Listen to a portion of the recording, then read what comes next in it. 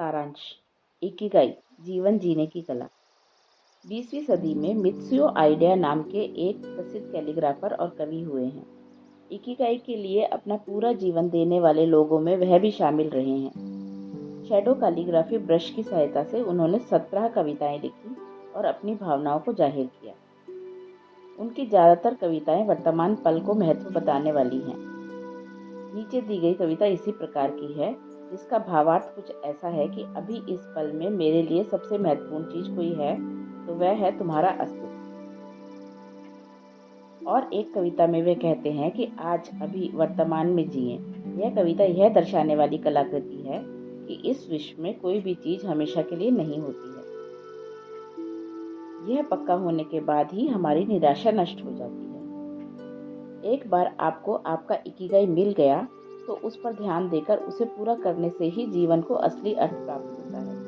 एक बार आपको आपके जीवन का उद्देश्य पता चल गया तो हर पल फ्लो में रहने से आपको जीवन में वैसा ही आनंद प्राप्त होता है जैसा कैलीग्राफर को कैनवास पर काम करते वक्त मिलता है और 50 साल सुशी बनाने के बाद भी शेफ को मिलता रहता है। वह आज भी अपने ग्राहकों के लिए उतनी ही खुशी से सुशी बनाते रहते हैं। निष्कर्ष, हम में से हर किसी का इकिगाई अलग होता है, लेकिन हम सभी अपने जीवन का अर्थ खोजते रहते हैं। जब हम अपने इकिगाई से जुड़ जाते हैं तब हमें हमारा जीवन अर्थपूर्ण लगने लगता है और काम हमें खुशी देने लगता है। जब हमारा इकिगाई से संपर्क टूट जाता है तो हमें जीवन निरर्थक लगने लगता है। आधुनिक जीवन हमें हमारे असली स्वभाव को दूर लेकर जाता है। पैसा, सत्ता और कामयाबी हमें अपने मूल स्वभाव से दूर लेकर जाते हैं। इन चीजों को अपने जीवन पर हावी ना होने दें। हमारे अंदर जो उत्सुकता और इंट्यूशन है, उसका होका यंत्र की तरह इस्तेमाल करें। वह हमें हमारे इकिगाई तक लेकर जाएगा। उसका लाभ लें और अपने असली आनंद तक पहुंचें। जो चीजें पसंद नहीं आती हैं, उनसे दूर रहें। आपके अंदर जो उत्सुकता है, उसे कायम रखें और जीवन के असली अर्थ की खोज करते रहें। जीवन उद्देश्य का अर्थ कोई महान कार्य करना हो ऐसा नहीं है। शायद अच्छे माता पिता बनने या पड़ोसी की मदद करने में भी आपको आपका इकिगाई मिल सकता है। जीवन कोई पहेली नहीं है जिसे हल करना है। सिर्फ ऐसी सोच रखें जिससे आप अपने सबसे पसंदीदा काम के साथ जुड़े रहें और उसी काम में व्यस्त रहें। सदा अपने दोस्तों और रिश्तेदारों के साथ सम्मेलन में शामिल होते रहें। इकिगाई के 10 नियम। ओगीमी लोगों से मिलने के बाद और उनसे बातचीत करने के बाद हमें इकिगाई के 10 नियम समझ में आए। उनको समझकर हम इस यात्रा की समाप्ति करते हैं।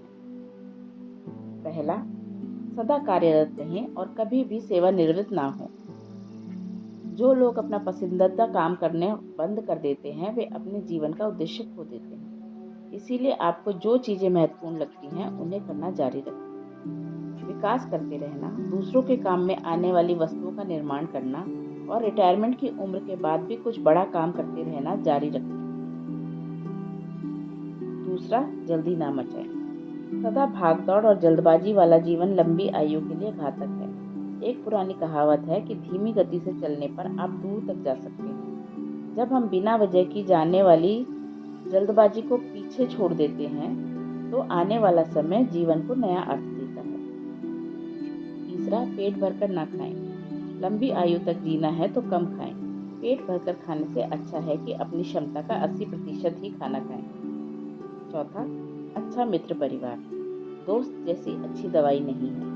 चिंता को भगाने के लिए गपशप करें और एक दूसरे से बातचीत करें। सलाह लें और सलाह दें। मजे करें, स्वप्न देखें और खुलकर जीवन जिएं। पांचवा, अगले जन्मदिन पर ज़्यादा तंदुरुस्त बने।